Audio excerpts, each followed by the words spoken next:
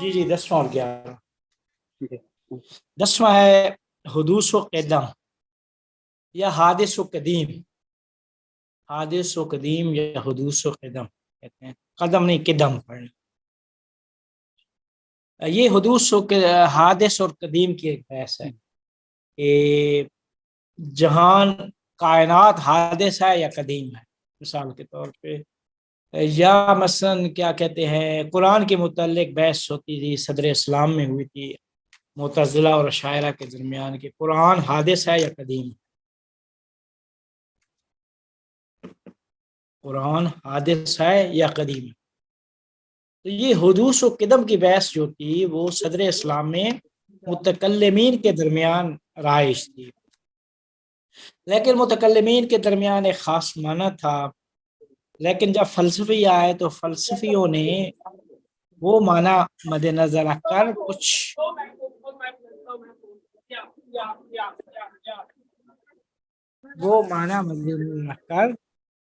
اپنے کیا کہتے ہیں جو فلسفی معنی ہے اس کے متعلق انہوں نے گفتگو کیا ہے. تو اب یہ ہے کہ سب سے پہلے ہم یہاں سے شروع کریں گے کہ حدوث و قدم ہے کیا چیز. کہتے ہیں جاوید صاحب آپ کے بیک گراؤنڈ سے بہت نوائز آ رہی ہے، اگر آپ جی میں میوٹ کرنے کی کوشش کرتا ہوں. جی شکریہ.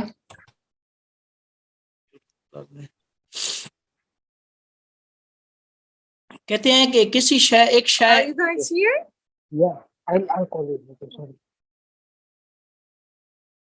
جی جی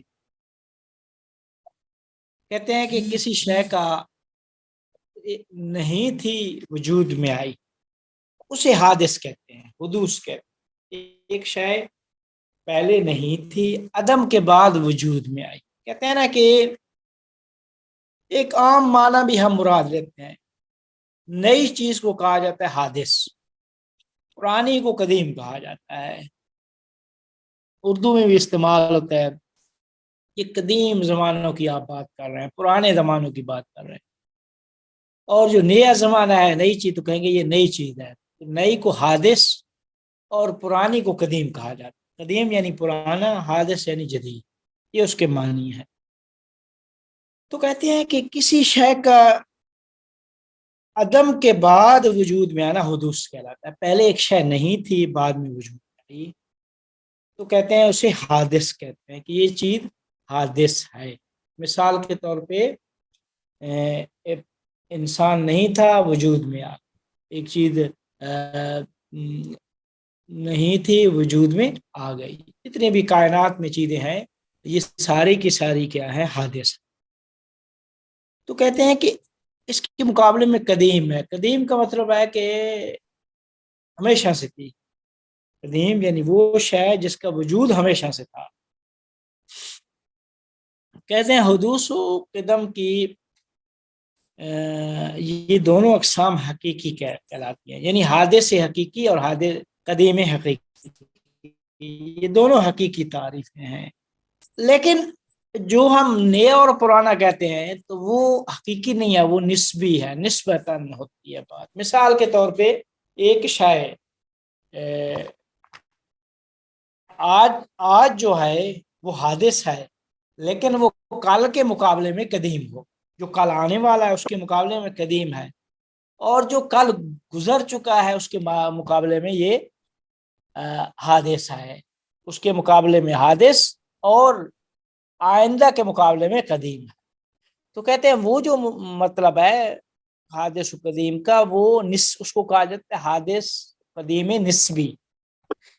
اور یہ جو ہم نے بات کی ہے جو فلسفہ میں بحث ہوتی ہے وہ حدوث و قدم حقیقی کی بحث ہوتی ہے، یعنی ایک شے جس کا وجود نہیں تھا بعد میں وہ وجود میں آئی تو اس کو کہا جاتا ہے حدوث و قدم حقیقی. اور فلسفہ چونکہ حقیقت اور واقعیت کے متعلق گفتگو کرتا ہے تو اس وجہ سے فلسفہ میں حدوث و قدم حقیقی کے متعلق گفتگو ہوتی ہے.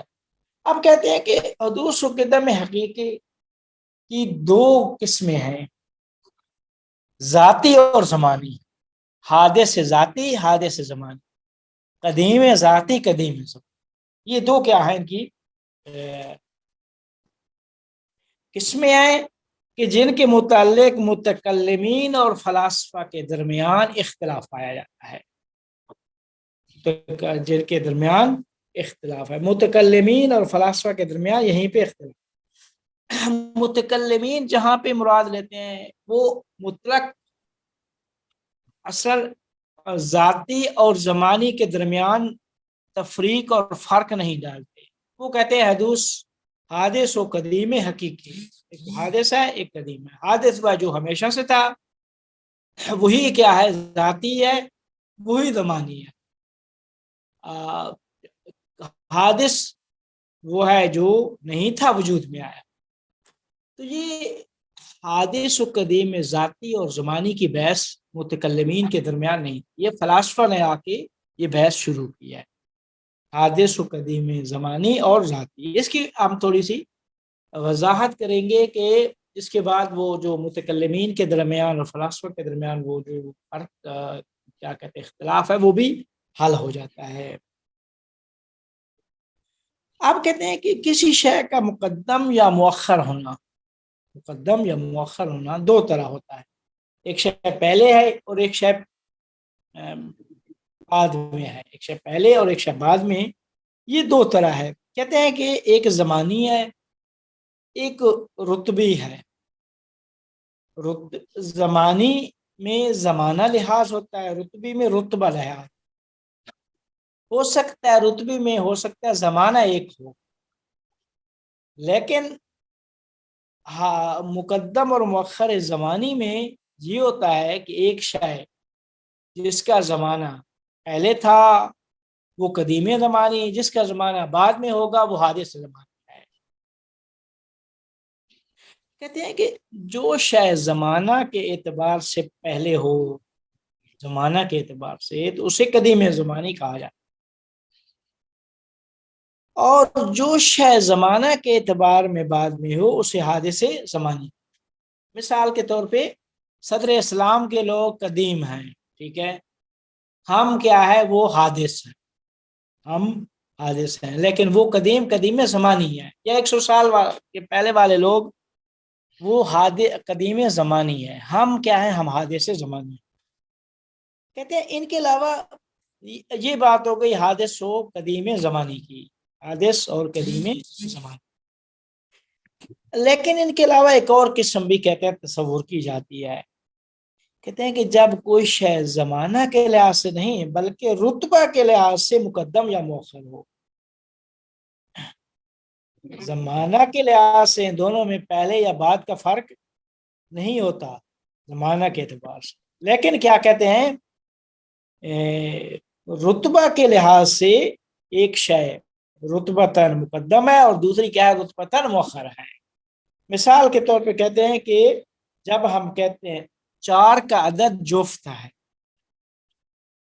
تو جو بھی پہلے عدد 4 ہوگا تو تب جفت ہے، 4 کا عدد ہی جفت ہے، تو پہلے عدد 4 ہے، فوراً کیا ہے عدد 4 جب ہے تو جفت ہے۔ جی ہیلو، آواز نہیں آ رہی مجھے؟ نہیں آواز آ رہی ہے، آ رہی ہے؟ جی جی آواز آ رہی ہے آپ کی وجہ سے، میرا خیال ہے اکثر شاید کچھ کہنا چاہ رہی تھی لیکن پتہ نہیں میوٹ ہو گئی ہیں شاید۔ یہ نہیں ہو سکتا کہ ایک زمانے میں عدد 4 تھا اور بعد میں ایک زمانے میں جفت آ گیا، نہیں، جب بھی عدد 4 ہے جفت ہے۔ تو یہ جو عدد 4 جفت، عدد 4 مقدم ہے، جفت مؤخر ہے، لیکن یہ مقدم و مؤخر رتبی ہے، زمانی نہیں ہے، یعنی ان میں زمانہ ان دونوں کا ایک ہے، لیکن ایک رتبہ مقدم ہے دوسرے مؤخر۔ بات واضح ہوئی؟ تو کہتے ہیں کہ جب سے عدد 4 ہے جفت بھی ہے، ان دونوں کے درمیان جدائی ناممکن ہے۔ البتہ کہتے ہیں کہ ان میں وقفہ زمانی نہ ہونے کے باوجود ایک کو رتبہ کے لحاظ سے پہلے تصور کرنا پڑے گا اور دوسرے کو بعد میں، تو اس وجہ سے تقدم و تاخر رتبی کہا جاتا ہے کہ 4 رتبہ کے لحاظ سے مقدم ہے اور جفت رتبہ کے لحاظ سے مؤخر ہے۔ یہ جو رتبی لحاظ سے ہے یہ یہ تقدیم و تاخیر زمانی نہیں ہے بلکہ کیا ہے، رتبی ہے۔ رتبی سے کیا مراد ہے؟ مطلب یہ کیٹیگری کی بات ہے کہ 4 جو ہے وہ نمبر کی کیٹیگری بڑی ہے اور آگے سے وہ جفت ہے جی یا طاق ہے کہ نمبر کی کیٹیگری بڑی ہے اور جفت ہے یا طاق ہے یہ اس کی سب کیٹیگری ہے، یہ ایسی بات ہے؟ رتبے کے لحاظ سے تو مجھے کوئی اور مثال ہے۔ دیکھیں جب ہم ایک 4 کا عدد ہوگا تو تبھی وہ جفت ہوگا، 3 کا عدد ہے تبھی وہ طاق ہے۔ یہ نہیں ہو سکتا کہ طاق ہو اور عدد 3 ہو، نہیں، 3 ہے تو طاق ہے، 4 ہے تو جفت ہے۔ تو ان میں کہتے ہیں کہ تقدم تاخر رتبی ہے کہ ایک رتبہ کے لحاظ سے مقدم ہے اور دوسری چیز مؤخر ہے۔ ان میں زمانے کا کوئی فرق، زمانے کے لحاظ سے دونوں ایک ہے، زمانے کا فرق نہیں ہے۔ مثال کے طور پہ میں چابی لگا کے تالا کھولتا ہوں، تو جو ہی میں ہاتھ کو حرکت دیتا ہوں تو ہاتھ کی حرکت سے ہی وہ تالا کھل جاتا ہے۔ تو میرے ہاتھ کی حرکت رتبتاً مقدم ہے تالے کے کھلنے سے، کچھ زمانہ ان میں کیا ہے، زمانے کا فرق نہیں ہے۔ یہ ایک مثال تھی عام سی، لیکن وہ عدد 4 والا جو ہم نے کہا ہے کہ 4 کا عدد ہی جفت ہے، تو عدد 4 ہے تو تب جفت ہے۔ یہ نہیں ہو سکتا کہ عدد 4 ہو اور جفت کیا ہے بعد میں کہیں آ کے آئے، کسی اور زمانے میں آئے، یہ درمیان میں نہیں، بلکہ دونوں میں فرق کیا ہے، رتبے کا ہے۔ ایک شے رتبہ کے لحاظ سے مقدم ہے، دوسری رتبہ کے لحاظ سے مؤخر ہے۔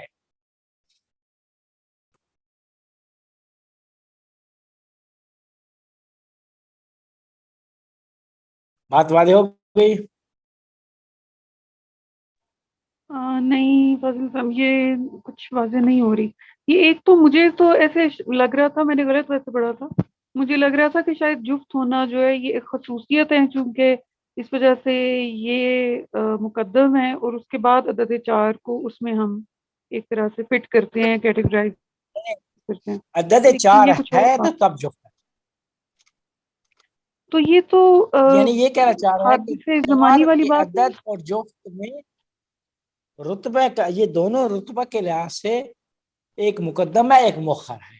مقدم عدد 4 ہے، مؤخر کیا ہے، جفت ہونا۔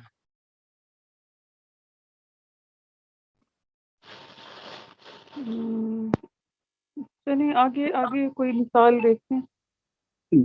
آئی تھنک اگر میں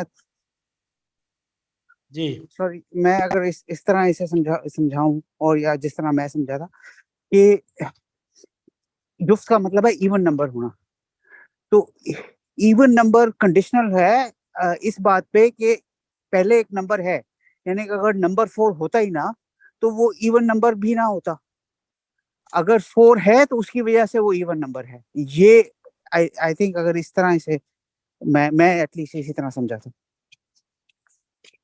جی جی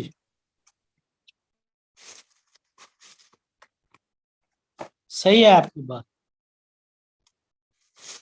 جیسے اگر ہم یہ کہیں کہ انسان ہے تو حیوان ناطق ہے، تو جی اس کو ہم دیکھیں حیوان انسان ہے تو ناطق ہے،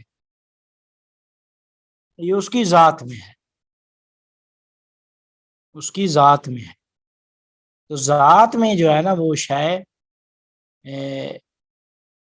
مقدم و مؤخر وہاں پہ زمانہ نہیں ہے، رتبہ ہے، رتبہ تر کہہ سکتے ہیں ہم۔ یہ تو نہیں کہہ سکتے کہ جفت ہی عدد 4 ہے، کیونکہ اگر یہ بات ہو تو 6 کا عدد بھی تو جفت ہے، 2 کا عدد بھی جفت ہے، 8 کا عدد بھی جفت ہے۔ لیکن جب ہم کہیں گے 4 تو وہ جفت ہے، 2 تو وہ جفت ہے، 6 تو وہ جفت ہے. تو یہ 6 اور جفت، 4 اور جفت، ان کے درمیان تقدم و تاخر رتبی ہے، زمانی نہیں ہے.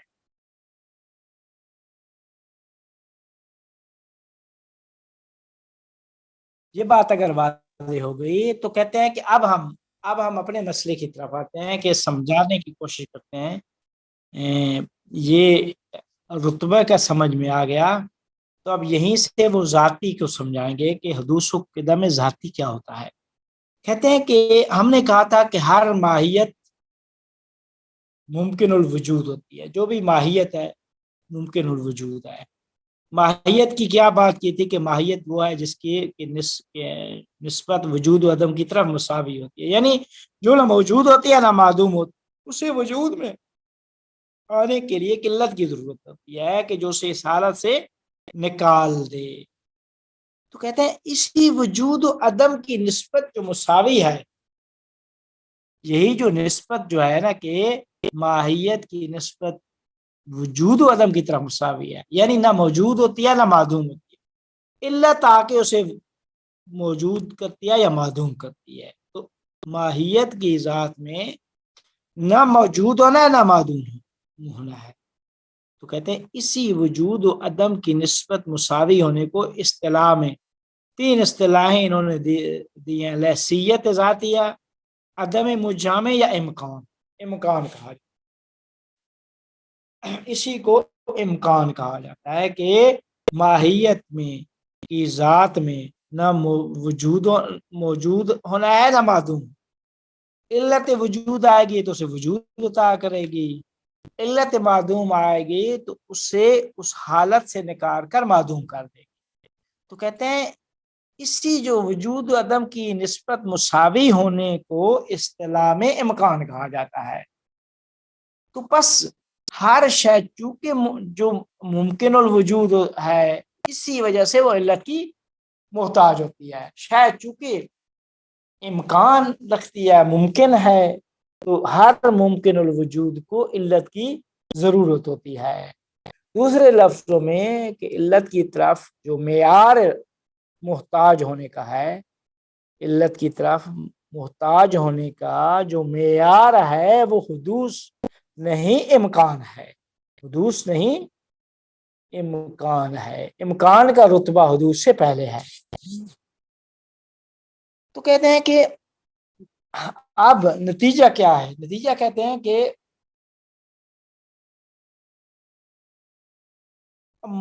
وہ جو نسبت ہے نا وجود و عدم والی نسبت جو مساوی ہے، جسے ہم نے امکان یا عدم مجامع یا لحسیت ذاتیہ کہا ہے، یہ ماہیت کے وجود پر، جو ماہیت موجود ہوتی ہے اس کے وجود پر یہ مقدم ہے. کیونکہ اسے علت آ کر اسے وجود عطا کرتی ہے. جب وجود عطا کرتی ہے تو کہتے ہیں کہ اسی عدم مجامع یا لحسیت ذاتی کے وجود و ماہیت پر مقدم ہونے کو حدوث ذاتی کہا جاتا ہے. اس کے مقابلے میں شے کے وجود پر لحسیت ذاتی کے مقدم نہ ہونے کو قدیم ذاتی کہا جاتا ہے. تو کہتے ہیں وہ فقط اور فقط اللہ تعالیٰ کی ذات ہے، قدیم ذاتی اللہ تعالیٰ کی ذات ہے، وگرنہ ہر ممکن الوجود یعنی ما سوی اللہ کے وجود پر لحسیت ذاتی تقدم رکھتی ہے. دیکھیں لحسیت ذاتی کو اگر آپ نے سمجھ لیا، لحسیت ذاتی یعنی کائنات میں خدا کے علاوہ ہر شے کے اندر ایک لحسیت ذاتی ہے. یعنی کیا مطلب؟ چونکہ ماہیت ہے تو ماہیت کا وجود، ماہیت نہ موجود ہوتی ہے نہ معدوم ہوتی ہے. تو یہی جو وجود و عدم کی نسبت جو مساوی ہے، اس کو لحسیت ذاتی کہا جاتا ہے. اور یہی لحسیت ذاتی کیا ہے؟ کہتے ہیں کہ یہی لحسیت ذاتی ماہیت کے وجود پر مقدم ہوتی ہے.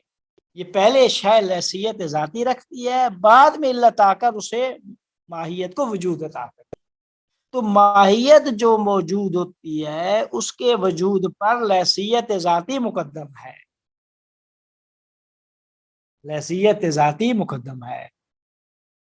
تو کہتے ہیں کہ لحسیت ذاتی کے وجود و ماہیت پر مقدم ہونے کو حادث ذاتی کہا جاتا ہے۔ لحسیت ذاتی کے وجود و ماہیت پر مقدم ہونے کو ہی حادث ذاتی کہا جاتا ہے۔ اس کے مقابلہ میں شے کے وجود پر جب لحسیت ذاتی کے مقدم نہ ہونے کو قدیم ذاتی کہا جاتا ہے۔ کیوں؟ کیونکہ مقدم جو چیز لحسیت ذاتی کے مقدم نہ ہونے کو قدیم ذاتی کہا جاتا ہے، اور وہ فقط خدا کی ذات ہے۔ کیوں؟ کیونکہ وہ ماہیت نہیں ہے کہ جس کے اندر وجود و عدم والی نسبت مساوی ہو، لحسیت ذاتی اس کے میں نہیں ہے۔ تو کہتے ہیں کہ شے کے وجود پر، جو شے ہے وجود تو ماہیت سے مرکب ہے، اس کے وجود پر لحسیت ذاتی کے مقدم نہ ہونے کو قدیم ذاتی کہا جاتا ہے۔ وہ فقط اور فقط اللہ تعالیٰ کی ذات ہے۔ لیکن جو لحسیت ذاتی ہے، جی حافظ صاحب گستاخی معاف کیے، میرا کنیکشن ٹوٹ گیا تھا، تو میں یہ قدیم ذاتی والا پوائنٹ اگر آپ سوری دوبارہ ریپیٹ کر دیجئے۔ دیکھیں ہم نے کیا کہا تھا، پہلے کہہ چکے ہیں کہ ہر شے چونکہ خدا کے علاوہ ہر شے چونکہ ممکن الوجود ہے تو اسے علت کی ضرورت ہوتی ہے۔ ٹھیک ہے، ممکن الوجود ہے تو تب علت کی ضرورت ہوتی ہے، یعنی علت کی طرف محتاج ہونے کا معیار امکان ہے نہ حدوث۔ یہ پہلے ہم ثابت کر چکے ہیں پچھلی بحث میں۔ تو علت کی طرف محتاج ہونے کا معیار امکان ہے، یہ پہلا نقطہ تھا۔ دوسرا نقطہ یہ ہے، دوسرا نقطہ کہتے ہیں کہ ہم نے پہلے کیا کہا ہے کہ ہر ماہیت ممکن الوجود ہوتی ہے، جس کی نسبت وجود و عدم ماہیت اپنی ذات میں نہ موجود ہوتی ہے نہ معدوم ہوتی ہے۔ ماہیت اپنی ذات میں نہ موجود ہوتی ہے نہ معدوم ہوتی ہے۔ ایک علت آتی ہے، اس کو اس حالت سے نکال کر وجود عطا کرتی ہے یا معدوم کر دیتی ہے۔ جب تک علت نہیں آئے گی اس کی نسبت وجود و عدم کی طرح مساوی ہے، یعنی ماہیت نہ موجود ہوتی ہے نہ معدوم، اس کی ذات میں نہ موجود ہونا ہے نہ معدوم۔ تو کہتے ہیں یہی جو حالت ہے، نسبت والی حالت، کہ ماہیت کے اندر یہ جو نسبت مساوی ہے وجود و عدم کی طرف، اس کو اصطلاح میں لحسیت ذاتی، عدم مجامع یا امکان، یہ تین اصطلاحیں ہیں۔ لحسیت ذاتی زیادہ استعمال اس بحث میں۔ یہاں تک اگر سمجھ میں آ گیا تو تب اگلا تبھی سمجھ کہ ماہیت، ہر ماہیت ممکن الوجود ہوتی ہے۔ جب ممکن الوجود ہے تو اس کی نسبت وجود و عدم کی طرح مساوی ہے، وہ نہ موجود ہوتی ہے نہ معدوم ہوتی ہے۔ لہذا علت کی ضرورت ہوتی ہے کہ جو اسے اس حالت تساوی سے نکال کر وجود عطا کرے یا معدوم کر دے۔ ٹھیک ہے، تو کہتے ہیں اسی وجود و عدم کی نسبت مساوی ہونے کو اصطلاح میں لحسیت ذاتی کہا جاتا ہے۔ اب یہاں تک جب بحث ہو گئی تو دوسرا سے پہلا نقطہ یہ تھا کہ پس معیار علت کی طرف محتاج ہونے کا امکان، چونکہ شے ممکن الوجود ہے اس وجہ سے اسے علت کی ضرورت ہے۔ اس کے بعد اب نتیجہ جو یہاں پہ نکالا، جو یہاں پہ قدیم ذاتی اور حادث ذاتی کو سمجھاتے ہیں۔ قدیم زمانی، حادث زمانی تو مشخص ہے، وہ قدیم زمانی یعنی جو ایک زمانے میں نہیں تھی بعد میں وجود میں آئی۔ مثال کے طور پہ ہم 100 سال پہلے نہیں تھے، بعد میں وجود میں آئے۔ قدیم زمانی ہے وہ ہے کہ کوئی ایسا زمانہ نہیں تھا کہ وہ نہیں تھی، یعنی ہر زمانے میں وہ موجود تھی۔ اس کو قدیم زمانی کہا جائے. قدیم زمانی، حادث زمانی، یہ کی یعنی تعریف مشخص ہے. بحث یہاں پہ ہوتی ہے جہاں پہ فلسفہ متکلمین کے ساتھ اختلاف رکھتے ہیں. اختلاف کہاں پہ؟ وہ کہتے ہیں کہ نہیں، حادث سے زمانی اور قدیم زمانی کے علاوہ حادث ذاتی اور قدیم ذاتی بھی ہیں. حادث ذاتی اور قدیم ذاتی بھی ہے. جی یہ پتہ ہے کیوں اس کو کر رہے ہیں؟ اس وجہ سے کر رہے ہیں، یہ آگے چل کے کہیں گے. فلاسفہ متکلمین کے ساتھ اختلاف رکھتے ہیں. متکلمین کہتے ہیں کہ خدا قدیم زمانی ہے، ما سوى اللہ حادث زمانی ہے. فلاسفہ کیا کہتے ہیں؟ فلاسفہ کہتے ہیں نہیں، خدا قدیم ذاتی ہے اور خدا کے علاوہ سب حادث ذاتی ہیں. قدیم یعنی حادث زمانی کی بات نہیں، حادث ذاتی ہے. تو حادث ذاتی میں قدیم زمانی بھی آ جاتا ہے کہ ہو سکتا ہے ایک شے قدیم زمانی رکھتی ہو اور حادث ذاتی، حدوث ذاتی بھی رکھتی ہو. ایک شے جو حادث حدوث ذاتی رکھتی ہے وہ قدیم زمانی بھی رکھتی ہے. مثال کے طور پہ اس عالم مادہ میں زمانہ مادہ کی حرکت سے وجود میں آتا ہے زمانہ. تو اس عالم مادہ سے ماورا جو عالم ہے وہ سارے کے سارے وہ بھی عالم امکان ہے، اللہ تعالیٰ کی معلول ہیں اس علت کے. لیکن ہم ان کو حادث زمانی نہیں کہہ سکتے. ہم کہتے ہیں حادث ذاتی ہیں لیکن قدیم زمانی ہیں.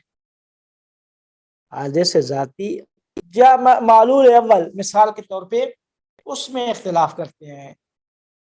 صادر اول، پہلی ذات جو اللہ تعالیٰ سے صادر ہوئی، جسے اللہ نے تخلیق کیا، وہ حقیقت محمدیہ یا صادر اول یا عقل اول جو بھی اصطلاح دے. تو کہتے ہیں کہ یہ ہو نہیں سکتا کہ اللہ کی ذات جو فیاض الاطلاق ہے وہ ہو اور کچھ نہ ہو. اس کا مطلب یہ ہے کہ اللہ کی ذات ہے اور فیض اس کا نہیں ہے. تو کوئی ایسا وجود تصور کرنا پڑے گا کہ جو ہمیشہ سے اللہ تعالیٰ کے ساتھ تھا لیکن اللہ اس کے لیے علت اور وہ معلوم تھا. اس کا تعلق کیا ہے؟ قدیم زمانی سے ماورا ہے، یعنی اس سے ماورا ہے حادث زمانی سے. وہ قدیم زمانی ہے اور حادث ذاتی ہے. کائنات میں وہ پہلی مخلوق جو اللہ تعالیٰ سے صادر ہوئی وہ قدیم زمانی ہے اور حادث ذاتی ہے.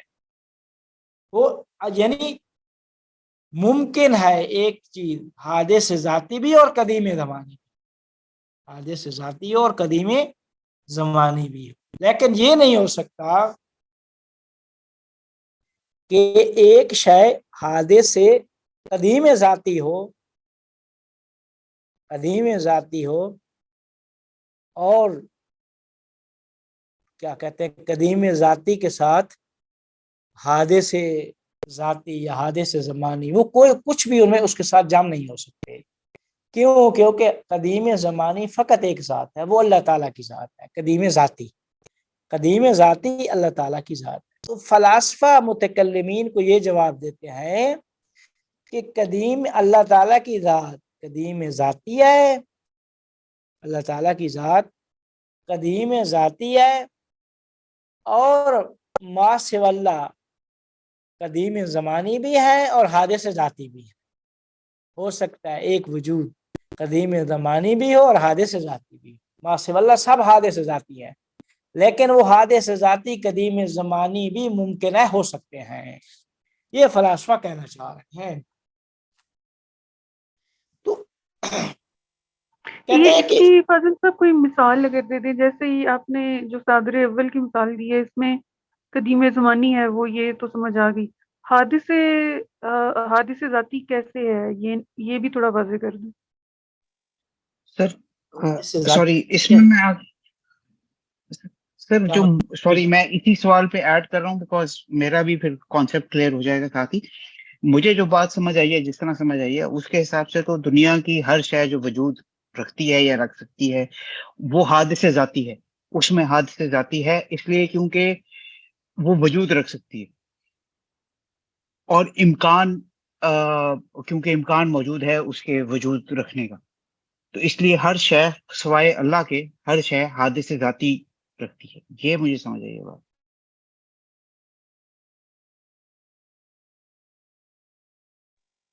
دیکھیں جی، وجود کا تعلق اس عالم سے نہیں ہے، عالم مادہ سے.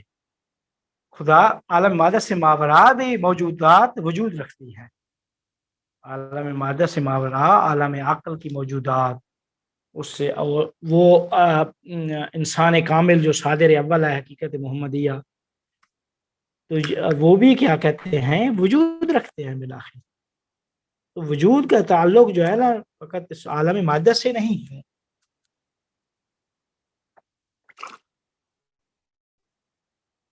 بات واضح ہوئی؟ جی سر، یہ بات واضح ہو گئی، مگر میرا پوائنٹ مطلب میں موجود صرف یہ نہیں کہہ رہا تھا کہ عالم مادہ کا موجود، میں بھی مطلب پورا کانسیپٹ سے ہی کر رہا تھا کہ مطلب اللہ تعالیٰ کے سوا ہر ذات ہر شے جو ہے وہ حد سے ذاتی ہوئی ہے. مجھے یہ سمجھو، کیونکہ وہی قدیم ذاتی ہو ہاں، سکتا ہے. اللہ تعالیٰ کے علاوہ سب حادث ذاتی ہیں، لیکن ان حادث ذاتی میں بعض قدیم زمانے بھی ہو سکتے ہیں. یہ جی کہنا چاہ رہا ہوں. ٹھیک ہے، جی ٹھیک. اچھا، اسی کو سمجھاتے ہیں کہ حدوث ذاتی اور قدیم ذاتی. کہتے ہیں کہ حدوث ذاتی میں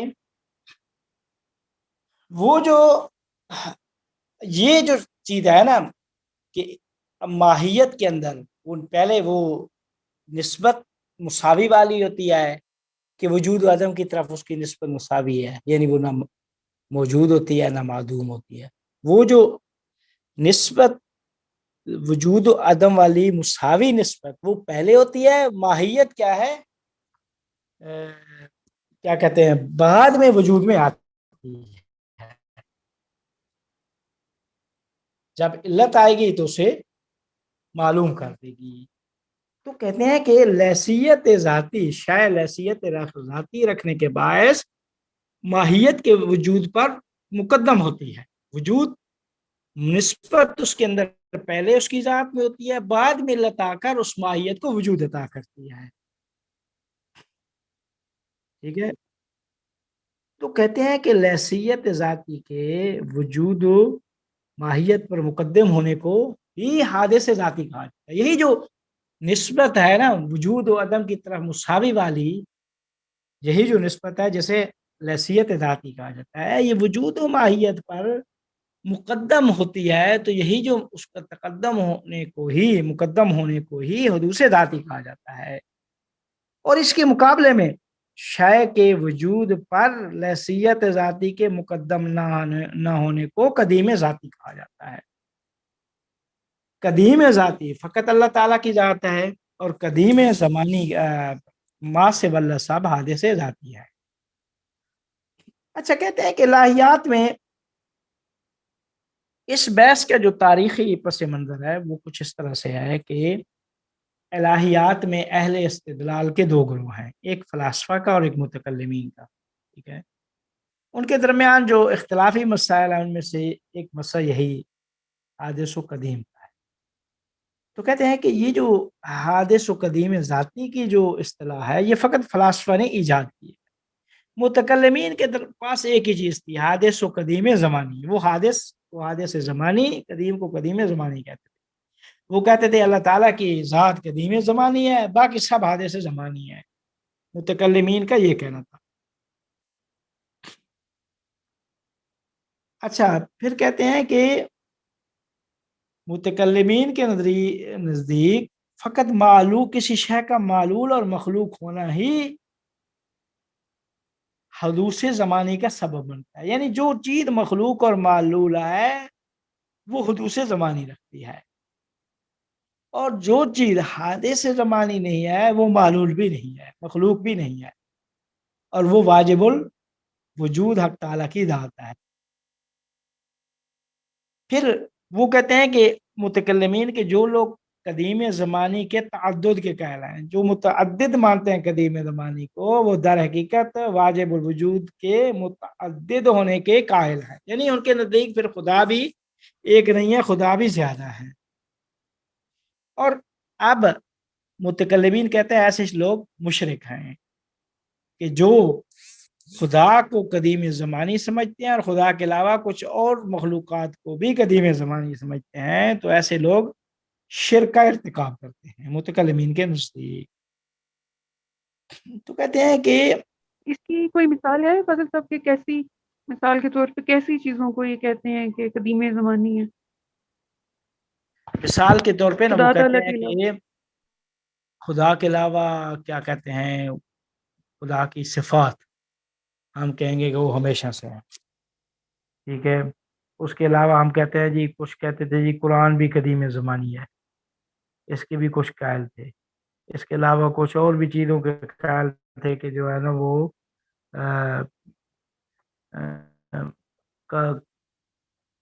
یعنی کوئی میرے خیال میں 8-9 چیزوں کے قائل تھے کچھ کہ یہ بھی قدیم زمانی ہے. تو اس میں متکلمین یہی کہتے تھے کہ آپ کا ان چیزوں کو قدیم زمانی کہنا در حقیقت اس کا مطلب یہ ہے کہ آپ واجب الوجود کے بھی تعدد کے قائل ہیں، یعنی آپ توحید میں شرک کر رہے ہیں.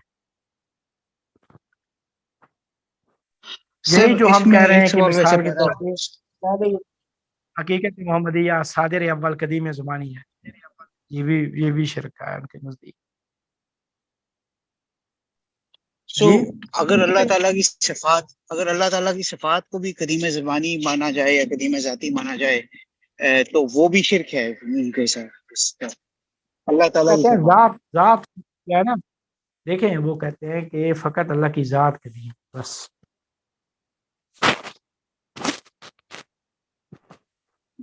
مگر اللہ تعالیٰ کی ذات سے اس کی صفات تو علیحدہ نہیں کی جا سکتی. وہ ہم کہہ رہے ہیں نا کہ اس کی صفات عین ذات ہے. متکلمین کہتے تھے عین ذات نہیں ہے، زائد بر ذات، زائد بر ذات ہے، ذات. ہاں جی، یہ ہمارا نظریہ ہے فلاسفہ کا کہ نہیں، اس کی صفات عین ذات ہے.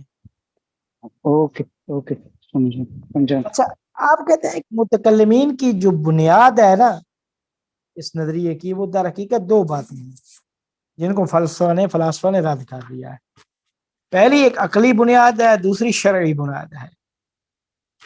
ان کی عقلی دلیل یہ تھی کہ اگر کوئی شے حادث نہ ہو تو اسے علت کی ضرورت نہیں ہے، لہذا وہ واجب بذات ٹھہرے گی، جبکہ ما سوی اللہ کیا ہے وہ حتماً حادث زمانی ہوتے ہیں. یہ ان کی وہی جو دلیل ہے، ہم جو کہتے ہیں جو ہے نا کہ حادث نہ ہو تو اس کا مطلب ہے کہ وہ قدیم ہے. لیکن فلاسفہ نے اس کے جواب میں یہ کہا کہ شے کو علت کی ضرورت اس کی حدوث کی وجہ سے نہیں ہوتی، بلکہ ہم نے پہلے کہا ہے کہ چونکہ شے ممکن الوجود ہے تو شے کے اندر امکان کا ہونا ہی سبب بنتا ہے کہ وہ علت کی محتاج ہو. تو وہ جو پچھلی بحث ہم نے پڑھی ہے وہ اسی وجہ سے کہ شے کے اندر امکان ہی علت کے محتاج ہونے کا سبب بنتا ہے، نہ کہ حدوث. اگر ہم حدوث مانیں تو تب ان کی بات درست ہے کہ جو بھی حادث ہوگی وہ حتماً کیا ہے، وہ مال اسے علت کی ضرورت ہوگی. اس طرح نہیں ہے. تو کہتے ہیں کہ علت کی طرف میں فلاسفہ کے نزدیک علت کی شے جو علت کی محتاج ہوتی ہے تو اس کے اندر امکان ہی معیار ہے، نہ کہ حدود. یہ متکلمین نے کی اس دلیل کو فلاسفہ نے رد کیا تھا. لیکن دوسری متکلمین کے قول کی بنیاد شرعی ہے، شرعی بنیاد. وہ کس طرح سے؟ وہ کہتے ہیں کہ ہم دینی آیات پڑھتے ہیں، قرآن حدیث پڑھتے ہیں تو وہاں یہ لکھا ہوا ہے کہ اللہ تعالیٰ کے علاوہ باقی سب حادث ہیں. اللہ کی ذات قدیم ہے، باقی سب حادث ہیں. اور اس مسئلے پر تمام ادیان کا اتفاق ہے، شریعت میں، احادیث میں تمام پر کا اتفاق کیا گیا تمام ادیان کا اس مسئلے پر۔ اچھا، فلاسفہ نے اس کا بھی جواب دیا ہے۔ وہ جواب یہ ہے کہ فلاسفہ یہ کہتے ہیں کہ جو کچھ قرآن میں بیان ہوا ہے یا حدیث میں وہ حدوث کا لفظ ہے، وہاں پہ یہ وضاحت نہیں کی گئی کہ وہ حادث زمانی ہے یا حادث ذاتی ہے، اس کی وضاحت نہیں کی گئی۔ تو کہتے ہیں کہ یقینی طور پر مراد کہتے ہیں حدوث سے مراد حدوث سے ذاتی ہوگی۔ کیوں؟ کیونکہ اگر حدوث زمانی لیں گے تو کافی اعتراض وارد۔ تو اللہ نے جو کہا ہے، یہ جو حدیث میں آیا ہے کہ اللہ قدیم ہے باقی سب حادث ہیں، تو حادث سے مراد وہ حادث ذاتی ہے کہ کائنات میں خدا کے علاوہ سب حدوث ذاتی رکھتے ہیں، اور اللہ قدیم ہے مطلب یہ ہے کہ اللہ قدیم ذاتی ہے، یہ ذاتی کی بات کی گئی ہے۔ تو متکلمین کو جواب دیا فلاسفہ نے کہ جو کچھ دین میں آیا ہے، شریعت میں، وہ یہ آیا ہے کہ قرآن اللہ تعالیٰ قدیم ہے باقی سب حادث ہے، وہاں یہ وضاحت نہیں ہوئی کہ وہ قدیم زمانی ہے قدیم ذاتی۔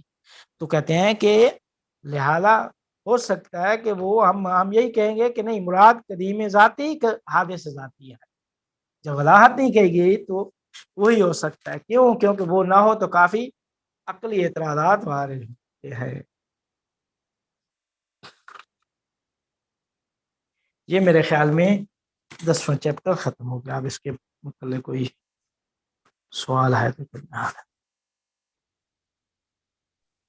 کہ عقلی اعتراضات کوئی کس طرح کی مثال کے طور پہ اگر حدوث زمانی عقلی مراد یہی ہے لیں؟ نا کہ اگر ہم دیکھیں، عقلی یہی ہے کہ اگر ہم حادث سے مراد حادث زمانی لیں یا قدیم زمانی لیں، تو قدیم زمانی تو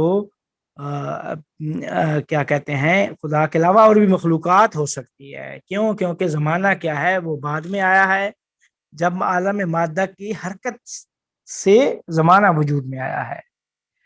تو زمانہ سے مابرا بھی مخلوقات ہیں، تو وہ کیا ہے، وہ حدوث ذاتی اور قدیم زمانی رکھتی ہے۔ صحیح صحیح صحیح، جی جی سمجھ میں آ گیا ہے۔ صحیح۔ جی اچھا، اب آگے 11واں چیپٹر، یہ بڑا اچھا چیپٹر ہے، معقولات ثانیہ فلسفی کہا جاتا ہے۔ معقولات ثانیہ فلسفی، اس کو ہم نے یہاں سے شروع کیا ہے کہ بچہ جب دنیا میں آتا ہے تو اس کا ذہن خالی صفحہ کی مانند ہوتا ہے، خالی صفحہ، سفید صفحہ کی مانند اشیاء کو دیکھتا ہے، دیکھ کر اسے اپنے حافظے کے سپرد کرتا ہے، پھر چند اشیاء میں مشابہت دیکھ کر ایک کلی آہستہ آہستہ کلی مفہوم کی ہے۔ یہ جو سارا پروسیس ہے، اس کی وضاحت کے لیے کہتے ہیں کہ ادراکات کی 3 قسمیں ہیں۔ ادراکات، جو بھی ہم ادراکات کرتے ہیں، ادراکات کی 3 قسمیں ہیں، ادراک حسی، ادراک خیالی اور ادراک عقلی۔ کہتے ہیں کہ جب انسان کا ذہن خارجی شے سے ارتباط پیدا کرتا ہے، یعنی سامنے کرسی دیکھی اور اسے ذہن میں رکھا، تو یہ اس کا ادراک جب تک ہماری آنکھ اسے دیکھ رہی ہے، یہ ادراک حسیہ ہے۔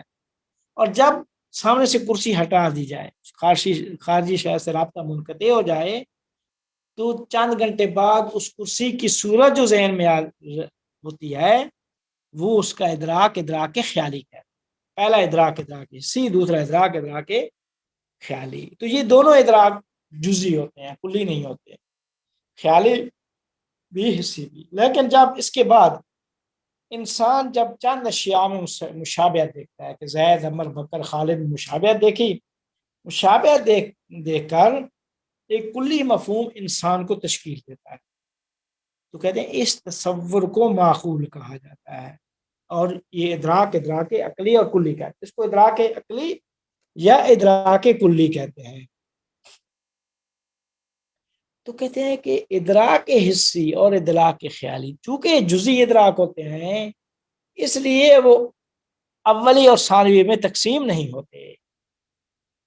اور ادراک عقلی چونکہ کلی ہوتا ہے تو لہذا وہی دو قسموں میں تقسیم ہوتا ہے کہ ادراک عقلی یا معقولات کلیہ کی دو قسمیں ہیں، معقولات اولیہ اور معقولات ثانویہ.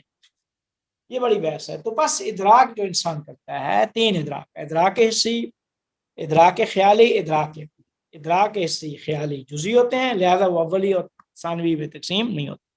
ادراک عقلی معقولات جسے کہا جاتا ہے یہ کلی ہوتا ہے، لہذا یہ اولی اور ثانوی میں تقسیم ہوتا ہے. تو کہا جاتا ہے کہ معقولات کی دو قسمیں ہیں، معقولات اولیہ اور معقولات ثانویہ. اب ان کی ہم وضاحت کہتے ہیں کہ جب ہم ذہن میں رجوع کرتے ہیں تو دو طرح کے تصورات پاتے ہیں. دو طرح. پہلی قسم کے تصورات جو ہیں وہ حاصل ہوتے ہیں باطنی حواس سے. مثال کے طور پہ درد ہوتا ہے، لذت ہوتی ہے، خوشی ہے، غمی ہے. ٹھیک ہے. تو باطنی حواس سے حاصل تصورات جیسے درد و لذت، خوشی اور غمی، اور اسی طرح ظاہری حواس سے حاصل تصورات جیسے انسان کو دیکھا، حیوان کو دیکھا، نباتات جمادات کو دیکھا، تو ان دونوں کا تعلق پہلی قسم سے ہے. یہ ساری معقولات اولیہ ہے. حواس ظاہری سے حاصل تصورات اور حواس باطنی سے حاصل تصورات کا تعلق معقولات اولیہ سے ہے. تو کہتے ہیں کہ یہ دو قسم کے جو تصورات ہیں ان میں ہر ایک وجود کے لحاظ سے دوسرے سے جدا اور ممتاز ہے، لیکن یہ مفاہیم خارج میں موجود ہے. خارج میں موجود ہے، ممتاز ہے، ایک خوشی ہے، ایک غمی ہے، ایک انسان ہے، ایک حیوان ہے، جمادات ہے. لیکن کیا کہتے ہیں کہ موجود ہے سامنے، خارج میں موجود ہے. خوشی ہے، غمی ہے، انسان ہے، حیوان ہے، جمادات ہے، یہ خارج میں سارے موجود ہیں. تو ان دونوں تصورات جو حواس ظاہریہ سے حاصل ہوتے ہیں یا حواس باطنیہ سے، تو ان کو معقولات اولیہ کہا جاتا ہے. اب دوسری قسم کہتے ہیں کہ ہم دیکھتے ہیں وجود، عدم، امکان، وجوب، امتناع، علت، معلولہ، وحدت، کثرت، قدیم، حادث، ہوا، فعل جیسے تصورات، ان کا تعلق دوسری قسم سے ہے. کون سی قسم سے؟ معقولات ثانیہ سے. کیوں ان کو معقولات ثانیہ کہا جاتا ہے؟ اس وجہ سے کہ یہ پہلی قسم کے برخلاف، یعنی معقولات اولیہ کے برخلاف یہ تصورات کسی خاص وجود سے حکایت نہیں کرتے. یعنی ان کا کوئی خاص خارج میں وجود نہیں ہوتا کہ ہم کہیں کہ ایک واجب ہے، ایک وجوب نہ، واجب وجوب ہو، امکان ہو، حدوث و قدیم کا کوئی خاص کسی خاص وجود سے حکایت نہیں کرتے، بلکہ ان میں ہر ایک تمام موجودات پر قابل حمل ہوتا ہے. تمام موجودات پر ہر ایک قابل حمل ہوتا ہے. ہم کہہ سکتے ہیں یہ بھی حادث ہے، وہ بھی حادث ہے، یہ بھی امکان ہے، وہ بھی امکان رکھتا ہے. کیا کہتے ہیں، یہ سارے جتنے بھی تصورات ہیں یہ ہم قابل حمل ہیں ہر ایک پر. تو کہتے ہیں کہ جیسے ہم کہتے ہیں فلاں شے موجود ہے، ٹھیک ہے، وجود کو شے پہ حمل کرتے ہیں. یہ فلاں شے، یہ چیز ممکن ہے، وہ چیز واجب ہے، دوسری ممکن، یا یہ چیز علت ہے، وہ معلول ہے، یہ حادث ہے، وہ قدیم ہے، یہ واحد ہے، وہ کثیر ہے. تو کہتے ہیں اس قسم کے مفاہیم خارج میں موجود نہیں ہوتے، بلکہ خارجی شے ان سے متصف ہوتی ہے. پس معقولات اولیہ خارج میں موجود ہوتے ہیں. ہم ڈائریکٹ خارج سے ان کو لیتے ہیں، لیکن معقولات ثانیہ خارج میں موجود نہیں ہوتے، بلکہ خارج میں شے متصف ہوتی ہے کہ اس کو کہا جاتا ہے کہ فلاں شے علت ہے، فلاں معلول ہے، فلاں واحد ہے، فلاں کثیر ہے، فلاں واجب ہے، فلاں ممکن ہے. تو خارجی شے اس سے متصف ہوتی ہے، لہذا وہ کسی خاص وجود سے حکایت نہیں کرتے. تو ان دونوں کے درمیان پس معقولات اولیہ اور ثانیہ کے درمیان فرق یہ ہو گیا کہ معقولات اولیہ ڈائریکٹ خارج سے ہم ان کو حاصل کرتے ہیں، معقولات ثانیہ جو خارج میں نہیں ہوتے، ڈائریکٹ خاص کسی وجود سے قید نہیں کرتے، بلکہ وہ خارجی شے جو ہے وہ ان سے متصف ہوتی ہے، وہ ہوتی ہے کہ وہ واحد ہے، کثیر ہے، ممکن ہے، واجب ہے، حادث ہے، قدیم. یہ جتنے بھی مفہوم ہے، حادث و قدیم، واحد و کثیر، وجوب و ممکن، یہ سارے کے سارے معقولات ثانیہ کہلاتے ہیں. بس اسی وجہ سے نیچے ہم نے پھر معقولات اولیہ اور ثانیہ کی اس وضاحت کے بعد ہم نے لکھ دیا کہ جب ذہن ڈائریکٹ مختلف مفاہیم کی صورتیں اخذ کرے تو اس صورت کلی کو معقول اولیہ کہا جاتا ہے. جیسے پہلی قسم کے مفاہیم ہیں کہ جو خارج سے بغیر واسطہ کے ڈائریکٹ اخذ کی ہوئی صورتیں ہیں، جیسے انسان، حیوان، سفیدی، سیاہی وغیرہ.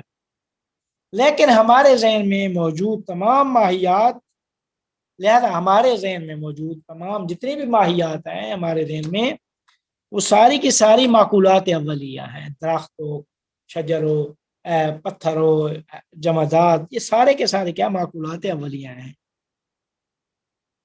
کہتے ہیں کہ ہر وہ معنی جس کے لیے کہا جا سکے کہ یہ الف بے نہیں، معقول اولیہ میں شمار ہیں. ہم کہا جا سکے یہ سفید سیاہ نہیں، یہ انسان حیوان نہیں، یہ جمادات نباتات نہیں، تو ان سب کو کیا ہے؟ معقولات اولیہ کا. پس معقولات اولیہ ہمارا ذہن ڈائریکٹ ان کی صورتیں خارج سے لیتا ہے.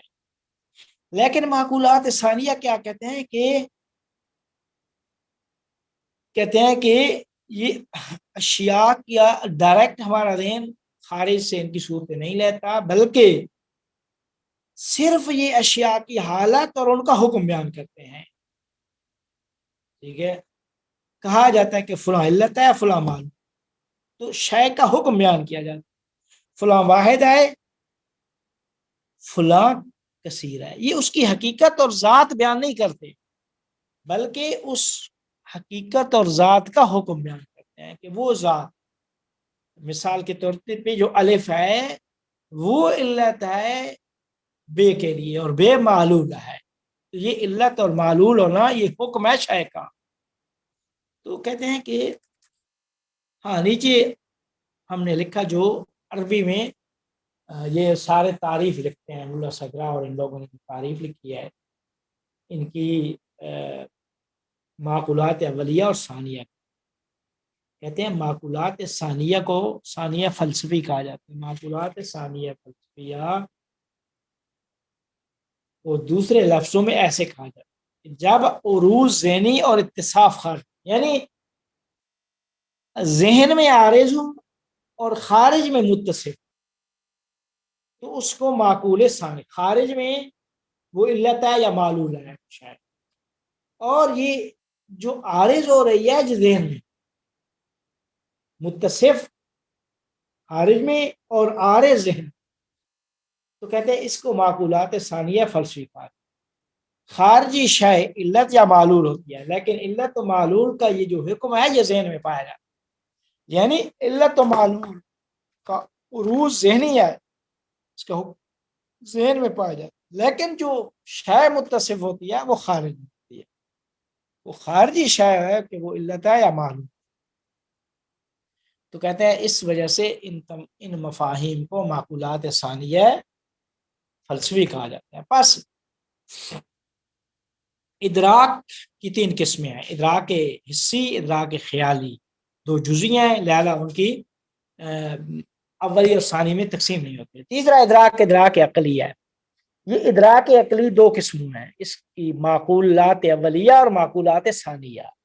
معقولات اولیہ وہ ہیں جو ڈائریکٹ ہمارا ذہن خارج سے جن تصورات اور ان کی چیزوں کی صورتیں لیتا ہے، وہ معقولات ثانیہ ہے. جہاں ڈائریکٹ خارج سے نہ لے بلکہ ذہن میں اس کا حکم بیان ہو اور وہ شے خارج میں متصف ہو کہ وہ شے علت ہے، معلول ہے، تو اس کو معقولات ثانیہ فلسفی کہا جاتا ہے. پھر ان کے درمیان کچھ اور بھی فرق ہے انشاءاللہ اس کو پھر اگلے اس میں پڑھیں گے کہ معقولات اولیہ اور ثانیہ کے درمیان جو دقیق فرق کیا. جی اگر کچھ سوال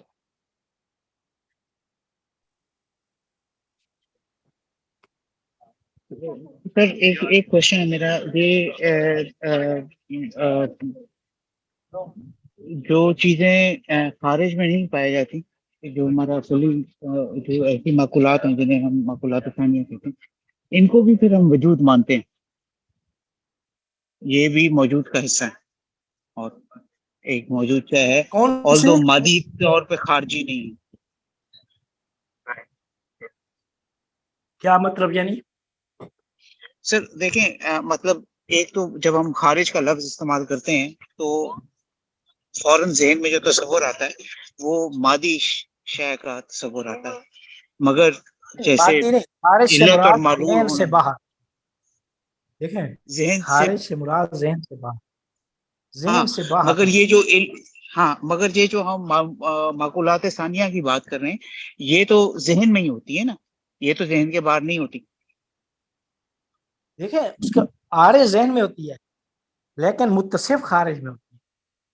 ذہن میں سوری حکم آیا گیا ہے علت و معلوم کا لیکن وہ جی شے خارج میں متصف ہوتی ہے کہ خارج میں کہا جاتا ہے کہ یہ علت ہے فلاں کے لیے. الف خارج میں جو موجود ہے زید یہ امر کے آنے کے لیے علت بنتا ہے کہ جب زید آتا ہے تو امر بھی آتا ہے. اب زید کا آنا علت بن رہا ہے امر کے آنے کے لیے تو یہ نہیں جو بٹ ہے سر اتصاف ہو رہا ہے. دیکھیں سمجھے نا اس کو یہ خارج میں ہے لیکن علت و معلول کا جو حکم بیان ہوتا ہے وہ ذہن میں ہوتا جی یہی میں کہہ رہا ہوں جو علت اور معلول کا حکم تو ذہن میں ہے حکم تو خارج میں نہیں حکم تو ذہن میں ہی ہے نا سر. ہلو خارج میں جو ذہن میں ہے وہ خارج میں وہ شاید اس سے متصف ہو رہی. سر سوری آپ کی آواز کٹ گئی تھی تو مجھے سمجھ نہیں آئی پوری بات. کہہ رہا ہوں کہ جو علت و معلول کا عروج ذہنی ہے وہی علت و معلول سے خارج میں شاید متصف ہو رہی ہے کہ ایک شاید علت بن رہی ہے دوسرے چیز. سر خارج میں تو شاید متصف ہو رہی ہے اس سے تو میں بحث نہیں کر رہا میں تو صرف یہ ایک بات واضح کرنے کی کوشش کر رہا ہوں یا سمجھنے کی کوشش کر رہا ہوں کہ علت اور معلول کا حکم جو ہے حکم تو وہ تو صرف ذہنی بات ہے. کیا ہے کہ ذہن میں ذہنی ہے عروج ذہنی اتصاف خارجی. جی معقولات ثانیہ فلسفی کی تعریف بھی یہی کی ہے کہ عربی میں یہی معقولات ثانیہ فلسفی وہ ہے جن کا عروج ذہنی ہوتا ہے عروج یعنی عارض ہونا یعنی ذہن میں عارض ہوتی ہے حکم ذہن میں ہوتا ہے اور وہ شے خارج میں اس سے متصف ہوتی ہے. مگر حکم بھی تو ایک وجود کا حصہ ہے نا حکم کون ہونا سے کو بھی تو ہم وجود وجود مانتے ہیں یا نہیں مانتے. ایک میرا سوال جی ایکچولی یہی ہے کہ ذہن میں حکم ہونے کو ہم وجود کا حصہ مانتے ہیں یا نہیں مانتے. دیکھیں حکم کس کے وجود کا اور یہی تو سوال ہے کہ سر کہ وہ وجود کا ہے نہیں یہی وجود کہہ ہے رہا یا ہوں نا. نہیں. دیکھیں وجود کائنات میں ہر شے دیکھیں ہر شے موجود ہے ٹھیک ہے اور یا اس وجود کی کوئی صفت ہے تو اس کا کوئی حکم ہے ٹھیک ہے. لیکن یہ جو آپ کی بات کر رہے ہیں نا کہ یہ احکام جتنے بھی ہیں وہ ظاہر ہے انسانی ذہن ہے نا عقل ہے وہ حکم لگا رہی ہے. حقیقت میں وہ اس کی تعلق حقیقت سے ہے. فلسفے کا تعلق چونکہ یہ سارے فلسفی احکام ہیں وحدت و کثرت و علت و معلول حدوث و قدیم قوا فعل یہ سارے کے سارے فلسفی حکم ہیں فلسفہ ہے. یہ فلسفی قواعد و اصول ان کا تعلق حقیقت سے ہے. یہ سارے کے سارے فلسفی اصول و قواعد معقولات ثانیہ کہلاتے ہیں. معقولات فلسفیہ انہی کو کہتے ہیں, معقولات ثانیہ فلسفی. اچھا فاضل صاحب شاید وہ یہ کہنا چاہ رہے ہیں, مجھے جو سمجھ آ رہی ہے اس نتیجے پہ شاید وہ پہنچنا چاہ رہے ہیں کہ یہ جو معقولات ثانیہ ہے یہ ہمارا ذہن صرف ایک ایجاد کرتا ہے, یا یہ ہمارا ذہن بیرونی دنیا کو دیکھ کے یہ اصول دریافت کرتا ہے؟ جی مطلب یہ آواز کٹ گئی تھی. جی یہ جو معقولات ثانیہ ہیں یہ ہمارا ذہن صرف ہمارے ذہن کی اختراع ہیں, ہمارا ذہن ان کو ایجاد کرتا ہے بیرونی دنیا کو دیکھ کے, یا یہ واقعی میں بیرونی دنیا میں بھی پائے جاتے ہیں اور ہمارا ذہن صرف اس کو دریافت یہی کرتا کہہ ہے؟ رہے ہیں, واقعی حقیقت میں ہی خارجی دنیا میں پائے جاتے ہیں, یہ کہنے کا مقصد. اتصاف صحیح. خارجی یہی کہتے جی. لیکن وہ حصی لیول پہ چونکہ نہیں ہوتے اس لیے ذہنی طور پہ. اس کی سے تعلق نہیں ہے, عقلی صحیح. ہے نا, ادراک عقلی. جی جی صحیح. ہلو نہیں سر, میری طرف سے نہیں, میری طرف سے تو نہیں. مجھے یہی سمجھ آئی ہے یہ بات کہ یہ علت اور معلول یہ جو ذہنی حکم ہے یہ خارج کی دنیا میں پایا جاتا ہے اور ہماری عقل اسے دریافت کرتی ہے. بیسکلی یہی بات ہے جی جی جی کہ ہم جی بالکل بالکل.